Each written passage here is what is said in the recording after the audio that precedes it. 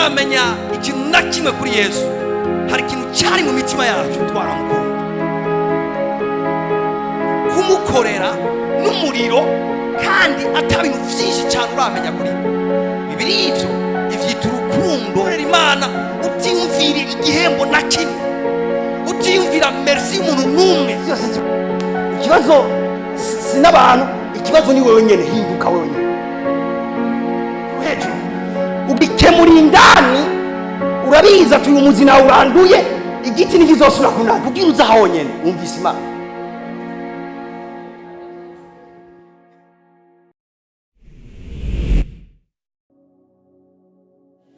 Imana ishimwe cyane. Dushoboye guhana kaze twese mu ngoro y'Imana. Kaze cyane, bize neza kuhaba. Dimanche iheze twariko turagana ibijanye n'inzara n'inyota. Hari umurongo twasomye ukomeye cyane muri iki cigwa twakuye hariya muri Matthieu 5 verset 6, abango ahigwa abafise inzara n'inyota byo kugororoka, kuko aribo bazohazwa. Biza biringe bivuze ngo harahiriwe canke hahigwa abafise inzara n'inyota byo kugororoka, kuko aribo bazogira iki? Bazohazwa. Twasonye n'undi murongo batubwiye ngo Imana izohaza inyota imitima yacu. Donc bano Imana iriko irarondera umuntu afite inyota kugira imuhaze. Nishaka guhaza umuntu atagira inzara, nishaka guhaza umuntu adafite inyota, nishaka kumara inyota y'umuntu atayifise. Cyo gituma kimwe mu bintu bikomeye cyane wosengera, wogendana, wogumana ni inyota y'Imana, ni inyota y'ibintu kanaka. Umuntu ashize inyota mu bisanzwe abahagaritse kwa avansa. Umuntu adafise ikintu na kimwe anyotewe mu buzima bwa Kristo abatanguye gusubira inyuma. Umuntu ariko aravansa ni umuntu akibona imbere, ni umuntu abona ahantu ahandi hantu atarashika. Umuntu agifise inyota y'ahantu atarashika. Iyo umuntu ageze ahantu akumva arakwiye, twarasomye ishengero rimwe ryageze ahantu rivuga ngo ndi umutunzi nta na kimwe nkenye. Ryari ishengero twasomye ivyahishwe Yohana igice 3 gira Odikiya. Ryageze ahantu rivuga ngo ndi umutunzi ndahaze nta na kimwe nkenye. Mugabe rivuga ngo ivyo vyaci bibatera kuba akazuyazi, kuba ishengero ritari kurera producer. Alors bano Imana kugira ubu umuntu uriko uratera imbere ku munsi bisaba ko wibagira ibiri inyuma, wibagira aho ugeze, uraba kubiri imbere ukavansa. Amen. Ndakunda Paul ingene yavuga ngo ndiruka ariko sinkutazi yaje. Ni nkaho uko umunsi ukeye hari ahantu yabona hamakiruka jayo, ukundi munsi ukeye hari handi hantu yabona hamakiruka jayo. Bano Imana c'est très important ko umuntu wese muri twebwe ategezwa kuba ari muri course, ategezwa kuba ari kariruka, afise ahantu agomba gushika, afise ikintu kindi agomba kwegukira, afise irembo kana agomba kwegukira. Alors ivyo rero kubigira biguha energy mu mutima, biguha ubushobozi mu mutima bwo gushishikara, bwo kubandanya. Mbere biraduha no kunesha ibintu bigenda bidura navyo mu buzima. Iyo umuntu amaze gutakaza intumbero, amaze gutakaza ikintu target, umuntu amaze gutakaza ahantu agomba gushika, bano Imana kimwe mu bintu bica byinjira muri we ni découragement. Bica kinjira mu mutima wiwe no gucika intege, no kumva ndasubira kuronka sanse yo gusenga, ndasubira kuronka impamvu yo gusenga, ndasubira kuronka impamvu yo rarave kubera iki, ndafise impamvu yo senga amasaha 3 kubera iki, ndafise impamvu yo rimbura ijambo ry'Imana umwanya munini kubera iki, nta mpamvu afise kubera yarashitse nta handi hana ari karabona. Alors c'est très important ko umuntu wese muri twebwe agumana inzara y'ikindi cyambu yahandi hana agomba gutambukira. Alors uyu munsi uyu mugoroba mwe mirashize ku mutima kandi kantu ngomba ndabagaburire, nizera ko mwe yeraza kugakomunika kuvugana imitima yanyu. tujana hariya mu migani 8:17 ikingome mvuge migani 8:17 ucumve neza kugira tuje twavansanya. Migani 8:17 vuga ati ndanezerewe ko Yesu yankijije, ndanezerewe ko nakijijwe, ndanezerewe ko ntakiri ku rutonde rw'abariko barahona, ndanezerewe ko ndi uwo mu nzu y'Imana. C'est très important. Haleluya. 8:17 avuga ngo nkunda abankunda kandi abandondera ubudahumeka bazogira iki? Bari Imana, uyu murongo wama ukubita cyane umutima wanjye cyose ndagusomye. Ni nka Bibiliya iri kivuga ngo Imana iraraba inyota yacu, iraraba umwete wacu, iraraba urugezo tuyishakamo, iraraba urugezo igihe cyose uvuze ati ndashaka gushika hajya, ndashaka gukora bijya, ndashaka Imana inkoreshe, ndashaka ibi nabijya. Igihe cyose ugize iyo nyota ku Mana nibiheze, ku Mana hari ikintu kitesta muri wewe, igitangura kuraba umwete uri mu mutima wawe. Bibiliya rivuze ngo nkunda abankunda, ngo ruhande katurureke ngo tuje kwindi ruhande rukurikira, atariko abandondera ubudahumeka bazogira iki? Bazombona. Sinzi ko mwumva hari ikintu cyo kurondera Imana ubudahumeka, ngari n'ikindi kintu cyo kuyibona. Mani majambo kuyibona ni ingaruka y'ishaka ryo kuyirondera. Praise God. Ebona vuga ati pastor twarake Yesu Kristo, eske biracyakene ko dusubira kurondera Imana? Ya, icyo ndiko nakwigisha ngaha ukwiye gutahura icyo bisigura. Icyo bisigura kurondera Imana ntibisigura ko udafise Kristo muri wewe.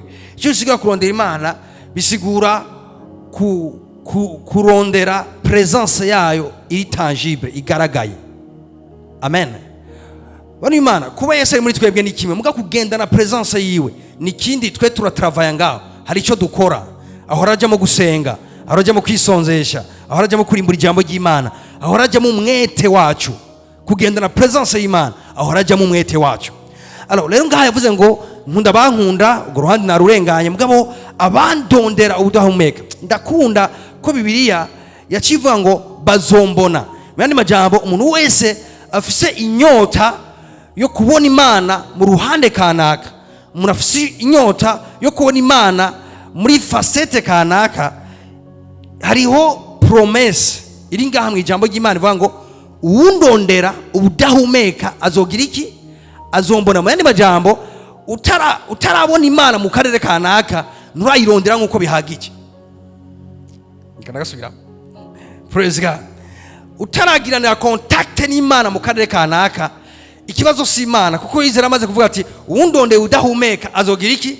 Azombona. Muyandi majambo ni jewe noba ntarabigira nkuko bihagije kugira ngo Imana inyishure muri ako karere. Nga ukuri nuko yoyo iri ready ku bantu bose bayirondera ubudahumeka. Hari umuntu avuga ati pastor none kubera ko Imana yashize kako kantu ubudahumeka, ni kubera bari Imana ikintu cyose kiva ku Mana kiri precious cyane, ikintu cyose kivuye ku Mana ni cy'agaciro gose. Alors Imana ishobora gufata ikintu cy'agaciro ngo igihereza umuntu ataza agaciro kaco. Alors umuntu aza agaciro kaco nguko ngene Imana imubona, ni inyota afise yo kurondera ico kintu. Haleluya. Ingene umuntu afise ni yakarore nk'ubu hingabire zamwemu yera. Bibiri ivuga ngo umuntu wese zirondeye udahumeka arazironka. Ariko rero hari yakantu birivuga ngo urarondera kandi urarondera ubudahumeka. Ntuwadekuraje ngo nasenze no munsi, nasenze ejo ntara kimwe ndabona. Urakomeza ugakomeza gushika ufashe ico wifuza gufata. Haleluya. Kandi ndakunda kwijambo ry'Imana kuva mu ntango ritubwira ngo uzombona. Ugenda nivyo vyiyumviro, usenga nivyo vyiyumviro, nzafise promesse yuko sinzobura nzoronka. Amen. Okay. Rero none uyu mwete wo kurondera Imana muri ubu buryo uzanwa n'iki? Uzanwa n'inzara n'inyota umuntu afitiye ico kintu. Uzana n'inzara n'inyota. Inzara n'inyota. Alors nabizi ko twese twicaye ngaha nta numwe adafise urundi rugezo rushasha agomba kujana ko n'Imana. Nkamutobura ufise muri ikoraniro nyene, ndagusengera ngo Imana yugurura amaso yawe ikwereka urugezo rushasha ahandi hantu wotambukira gusumba ngaho ugeze no munsi. Mbwa nkamwe wo burufise mfise ikibazo kuri wewe, ufise inyota yaho hantu ingana gute?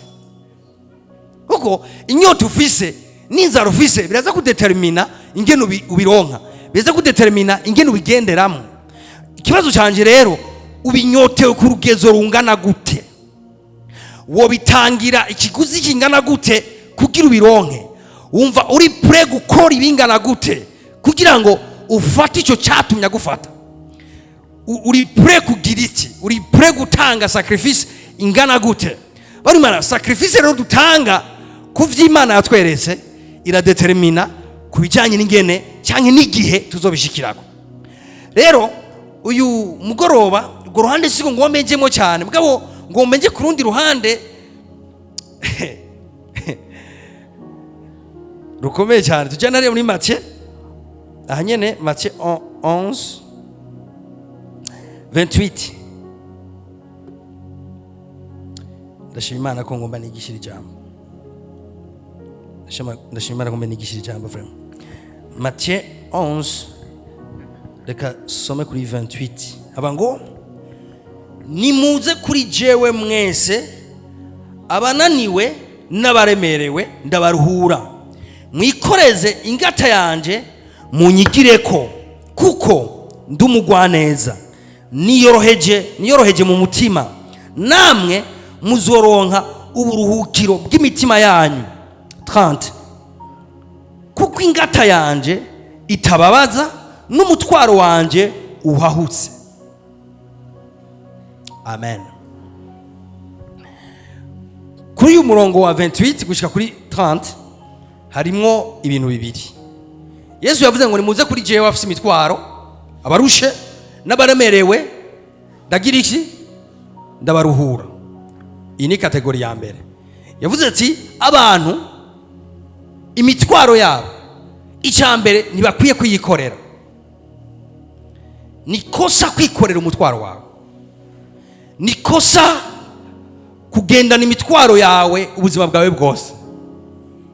Kuko Yesu yagize yarahamagaye avuga ati abarushe n'abaremerewe nimuze kuri jewe munyikoreze imitwaro yanyu hama ndabaruhura. Praise God. Miyani majambo, umuntu wese yitavye uwo muhamagaro yitavye umuhamagaro w'akaruhuko k'imitwaro yiwe. Bwana w'Imana, uje kuri Kristo Yesu ni kosa rikomeye cyane kuguma wikoreye ivyo wari wikoreye imbere yuko muhura.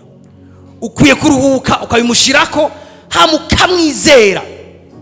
Siwe wamupropoje, niwe yipropoje avuga ati abarushe mwese n'abaremerewe nimuze kuri jewe n'imitwaro yanyu ndabaruhura. Haleluya. Handi bivuga ngo mumwikoreze amaganya yanyu nibazo byanyu byose kuko abababara. Hari ikintu cyo gufata imitwaro yacu tukayimwikoreza ngo kubera tubabara. Okay, iyi ni intuze imwe iri kitwereka, ni cyumvire kimwe kitwereka ngo kaze balaya. Nibuze aka illustration naho nkoresha kera ndiko ndigisha uyu murongo. Murabona nk'umuntu yo kwinjira mu idina yari yikoreye nk'umufuko w'ibigori ku mutwe, hama kinjira mu idina yararushe cyane, akinjira muri iyo dina bakamuha lift.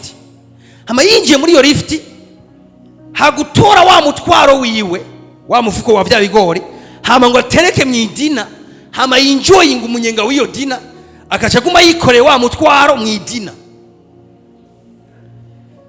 Yocaruha kabiri kuko imodoka yo muceka wa mufuko ukabandanya uramuponda, ugasubira ukamuceka wa mufuko ukabandanya ugaponda. Kubera iki? Ntiyamenye ikibanza yaje mu icarico. Uwamwiyumviriye kakamuha lift yashaka ko aruhuka. Nga ikibazo uwo yaronderera akaruhuko ntiyatawe ikibanza arimwo, ntiyatawe n'umuhamagaro yitavye. Muri Kristo Yesu ni kosa kuza muri Kristo Yesu hamukabandanya wikoreye ingwara zawe, ubukene bwawe, ivyaha vyawe ukabana ivyikoreye. Ni kosa rikomeye cyane. Ifo kugeze muri Kristo Yesu uvuga ati okay, ahantu akariko gadutandukanye n'abantu bo mwisi. Erega ndi muri Kristo Yesu. Dushobora kuba dufite ibibazo bimwe mugabo nituvyikoreye kumwe. Wera vyikoreye nanjye ari uwundi yahisemo kunyikorera imitwaro.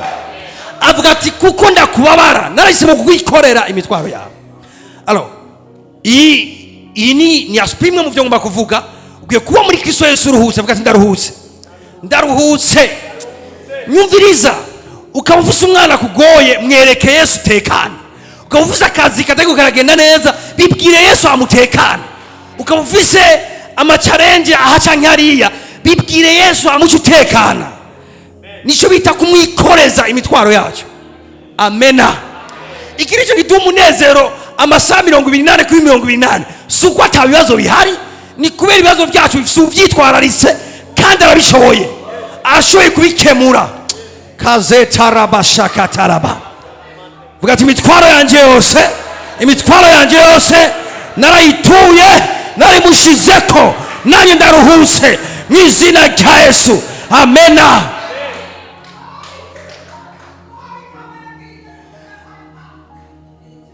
Ariko rero ubandanije ku murongo wa 30, umurongo wa 30 hava ngo kuko ingata yanje itababaza n'umutwaro wanje uhwahutse. Uyu ndari karavuga mubizi fenomene. Yesu avuze ati mwebwe imitwaro yanyu muzane muyinshireko. Muga umutwaro wanje naratangaye kumva ko nawe afite umutwaro. Yesu nawe afite umutwaro. Mugabo umviriza ingene avuze ati musanzwe tugombe tweshanje. Umutwaro wawe uwumpe, hama naje umutwaro wanje ndawuguhe. Mugace dushira akantu ati umutwaro wanje urahwahutse. Mugabo rero mumenye yuko umutwaro wa Yesu si wa wikoreye, umutwaro wa Yesu nitwe tuwikoreye. Kandi imitwaro yacu ni wa yikoreye. Ndagufasha. Praise God. Yesu yashimye ko tweshanja, avuga ati imitwaro baruhishije igoye iremereye muyinzane ko ndabaruhure. Ati ku mutwaro wanje urahwahutse, uriyoroheje, mbwa muce mu utora namwe mu utware. Ninga yavuze ati wowe wikoreye umutwaro wowe zana umutwaro wanje wawe ndawikorere, mbwa nanjye umutwaro wanje nawe uci wikorera. Amen. Okay. Arero ngeze ngaha ngira mvuga ivyo ngomba kuvuga rero. None imitwaro yacu yoyo irazwi. Nta numwe yoyoberwa imitwaro y'abantu. Niyo yose uhora wumva abantu bavuga kuri ivyo barya, ivyo bambara n'ibindi vyinshi. Mugabo umutwaro wa Yesu none n'uyu. Kuko abantu bafisikosa kwitwararika imitwaro yabo batatumwe kwitwararika. Kwikorera imitwaro yabo Yesu atabahamagaye kwikorera imitwaro yabo. Yatubwiye ngo mwebwe imitwaro yanyu yifate muyishireko, haba mwe mwitwaro kuri wanje wahutse. Ikibazo turazi cyane imitwaro yacu, turatahura cyane imitwaro yacu, mbere turanaruhishijwe n'imitwaro yacu. Umutwaro w'uwahutse ntawo tuzi benshi. Uno mugoroba naje kugwishurira, mbega yavuze ngo mwikore umutwaro wanje uwahutse, uwo mutwaro avuga n'uwe. Praise God. Uko ifo kumenya kugira umutwaro wuzi, ifo kumenya umutwaro wiwe wari. Nyiganza mugenzi ati mbega wewe waruzi.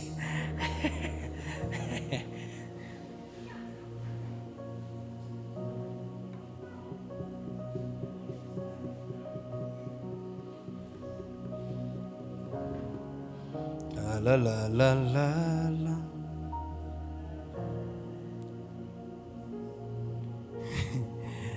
Oh my God. Mumva mushaka kuririmba. Twasha dutaha tutize.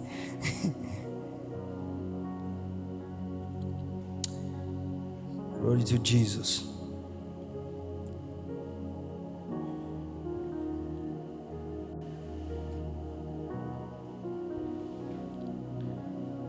Oh, glory to Jesus.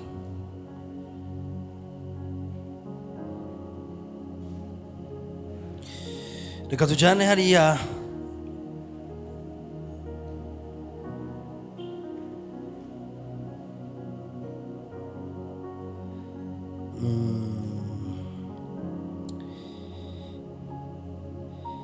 Praise God. Muri Luka 15 15 kamere ku 3.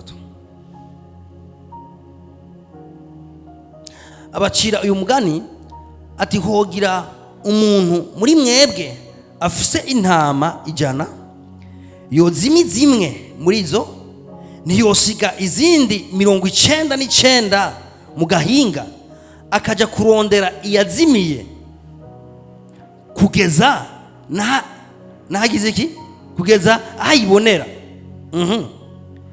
Iyo ayibonye ayiterera ku bitugu anezerewe, yashika mu rugo agahamagara inshuti ziwe n'ababanyi biwe akababwira ati tunezeranwe kuko mbonye intama yanje yari yazimiye. Ndababwira yuko mu ijuru bazonezererwa batyo umunyavyaha umwe yihanye, bakamurutisha abagororotsi 99 batarinda kwihana. Imana ishimwe. Bibiliya usomye hariya muri Timoteyo, mucete Paulo yandika Timoteyo ivuga ngo Imana igomba ko abantu bose bagira iki bagashika kugira iki kumenya ivy'ukuri. Ngomba nishuri iki kibazo, mbega umutwaro w'Imana twebwe dutegerezwa kwikorera n'uyu, kuko yavuze ati imitwaro yanyu nishize ko responsibility nzoyikorera. Mbwa namwe mwikorera umutwaro wanje uhawuze. Wibaza ko Imana ifise ikibazo cy'abana bayo? Imana nta kibazo cyo guteza imbere abana bayo ifise, no. Rero umuntu yibaza ngo Imana birajwe ishinga na promotion y'abana bayo. Imana irajwe ishinga na promotion y'abana bayo. Ivyo biteguye avara fondation du monde, intambo kimwe uzova ko n'indi uzoja ko n'andi uzocuja. Ivyo nta kibazo ifise cy'ivyo, nta n'ivyikirasengera. Imana nifise n'ikibazo ati Satani arasugereje abana banje hava bamara. Nta kibazo Imana ifise kuri ivyo. Mugabo Imana hari ikibazo ifise, birivuga ngo Imana igomba, Imana yafise umutwaro, uwo mutwaro ifise n'uyuwe, igomba ko abantu bose bakizwa bagashika kumenya ivy'ukuri. Uwo niwo mutwaro Imana ifise. Icyo nico kintu kiragishinga Imana. Ivyeke imitwaro y'abantu yavuze ati nimuyikorere, nimuyishiye ko ndayikorere. Nga jewe munduru umutwaro wanje. Myandi majambo kubera Imana yaduhaye iyo responsibility kugira ngo bari twebwe tuyitura uwo mutwaro. Ni kubera Yesu amaze kuva muri inosi nashoboye kuvuga ubutumwa bwiza. Imana mu ijuru, abamarika mu ijuru ntibashobora kuza muri inosi ngo babwire ubutumwa bwiza abantu. Mugabo twebwe ishengero ni twebwe twahawe ugo rufunguruzo kuko kugenda kubwira ubutumwa bwiza umuntu akizera agakizwa. Nkamwe ishengero tunumye duhisemo ko Imana iguma yikorera umutwaro w'abanyavyaha ikawugumana. Nga duhagurutse kuvuga turiko turatura umutwaro Imana ifise ishaka ko abantu bose bihana. Praise God. Yesu yatanze akorero abwira abantu, abwira ati muri mwebwe nk'uwari wagiye intama 100 hama intama imwe ikazimira 99 ukazigumana. Ati ndakubaza niwoheba 99 ukagenda kurondera intama imwe yazimiye? Andashaka dukuremo ikigo. Ninga Imana ikivuga dufate kwizi 99 ari shengero, ni gicapo cy'ishengero. Twebwe nitwazimiye, twebwe turi mu kibanza cyiza. Mugabo hari intama zazimiye, hari intama hose nimwe, hari intama zazimiye zari sipoze kuba ziri kumwe natwe ngaha.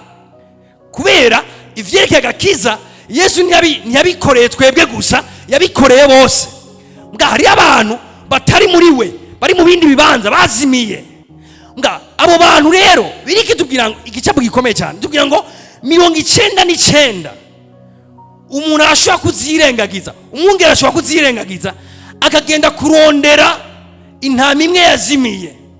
Mu yandi majambo ndashaka kurema ikigwa ngaha. Ni nka Imana ikavuga ati kuvyeke 99 ziri mu ruhongore nta kibazo mfise cyazo, icyanya cyazo kirakwiye, ibyo zizokenera birahari. Mugafise ikibazo cy'intama imwe cyanke nyinshi zitari muri ruhongore hamwe n'izindi.